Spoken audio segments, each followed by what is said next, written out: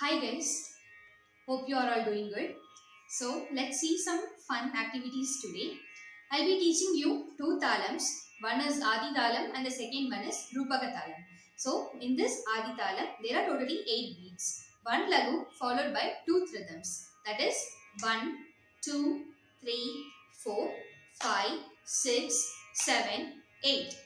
So we are going to do some activity for learning this talam. So I'll be singing one Sarli Varsai exercise. You guys are all going to clap according to the talam. So when I put the lagu part, that is 1, 2, 3, 4, you guys are all going to clap on the right side.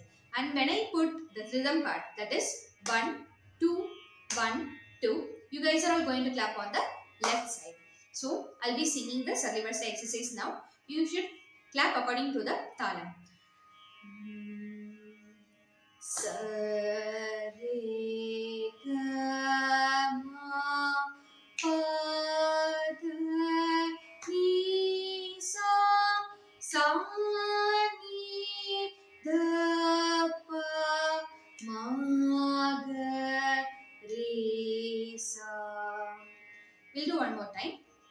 Sa re ga ma pa da ni sa ni da pa ma ga re sa.